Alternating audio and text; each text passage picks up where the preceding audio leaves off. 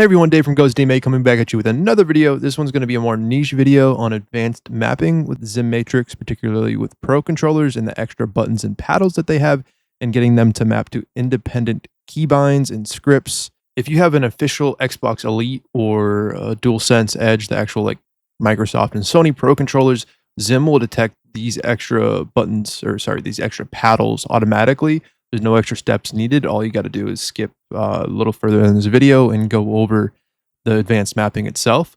But for third-party controllers, particularly the big one, FlyDigi, GameSir, any of these other Pro controllers, the XIM won't detect these extra paddles by default, but there is a workaround that I'm going to show you to get them to pick up within the XIM Matrix app.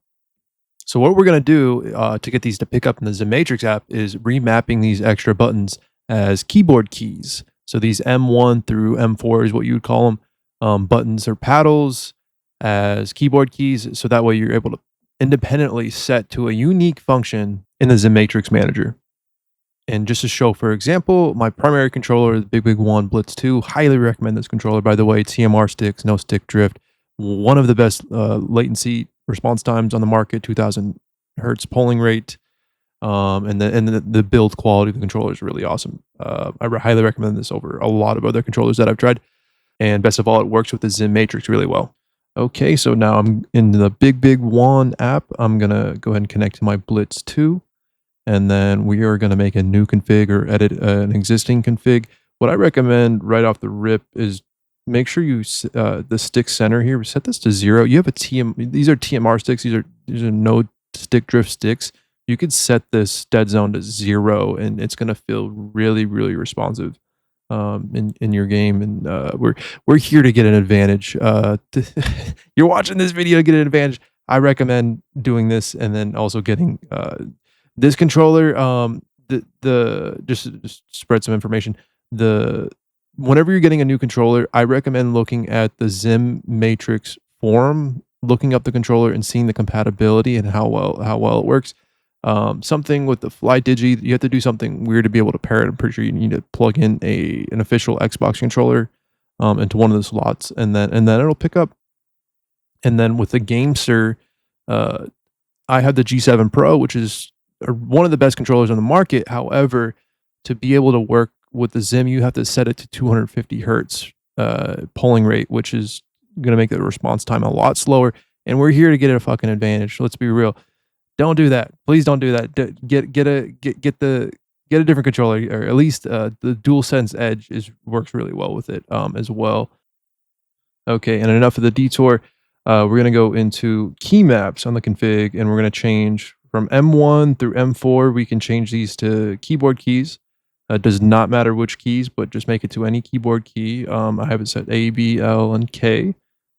And then I'm also going to show you real quick on GameSir. Same thing. You could set these extra buttons to keyboard keys, as I'm doing on the screen, and just make sure that's set up. And then we're going to go right into the XIM Matrix app.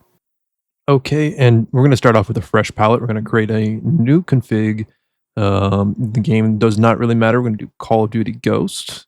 Just does not matter again. And then we're going to go to PC game. We're going to go to mouse and gamepad. We're going to go over to mouse, keyboard, and controller.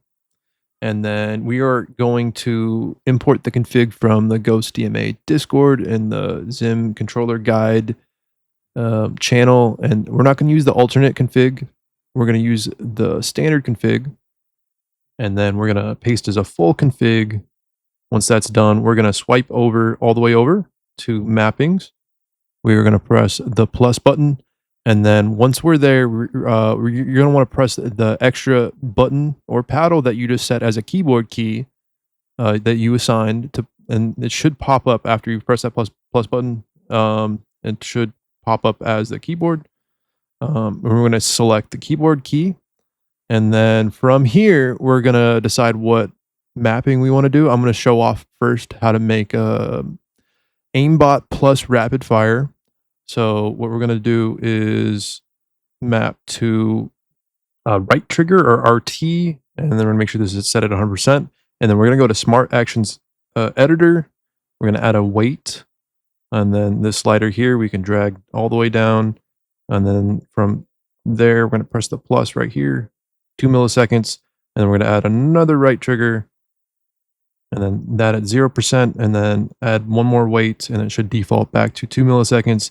You can go a bit high. 1 millisecond, I don't think the game will pick it up, but 2 milliseconds I think is a good sweet spot.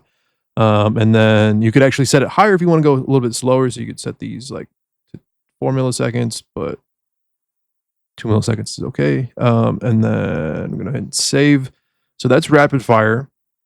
And then what we also want to do is go back, make another input mapping. And then we're going to press the button, extra button that you have again, find it. And then we actually want to set this to, if for Arc Raiders, it depends on which game. If you're doing Call of Duty, I would just map it to like L here. Or if you're playing Arc Raiders, one of these either back or front button on the mouse. It's something that you're gonna have to find depending on the game that doesn't interfere with controller, where you could press a keyboard key, so that way you could have an independent key map. So like Call of Duty, it won't interfere if you set this to L. I know that. And then for Arc, if you set this to L for Arc Raiders, it'll mess like when you're healing, or like when you're shooting. So Arc Raiders you want to set here, and then for other games, you're gonna have to figure this out, kind of. Whichever mapping might be better for some games, and there's all kinds of mapping you can do, all kinds of different keyboard keys you can try. And then what's good about this is setting this as the back button is that you can set the key activation for Aimbot to this back mouse button, which would be M5, I believe, off the top of my head, mouse 5. And then when you're holding mouse 5, Aimbot will be activated. So the result that you get is the right trigger is going to behave normally, like no Aimbot, no rapid fire. This extra button, you get Aimbot plus rapid fire, so you could toggle on people, particularly if you're doing Arc Raiders with a kettle, and you selectively use it so you're not going completely crazy. And that's the biggest part with DMA is kind of blending in with the shadow, so you could still get reported. You know what I mean? So that's a huge thing. I love being able to toggle.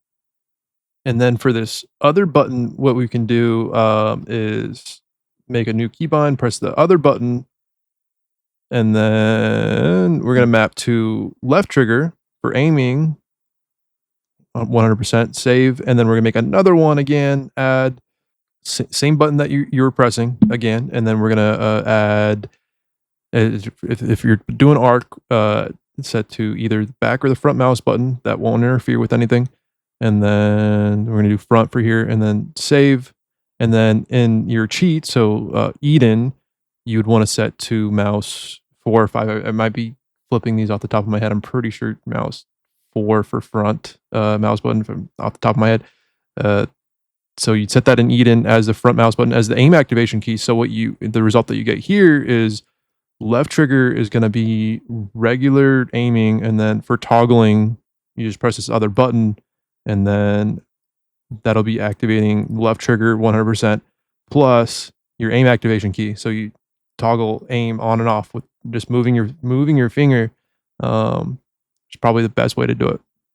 And this pretty much covers everything. If you have an official Pro controller from Microsoft or Sony, they're going to pop up in the XIM matrix. All you got to do is follow the mapping that I just did, and set. And this is just like to get you started. You can do a lot more advanced configurations or mapping, but this kind of gets you an idea of what is possible, and that pretty much covers it. It's not too complicated. I could have added this to the full XIM guide, but I didn't want to bloat it.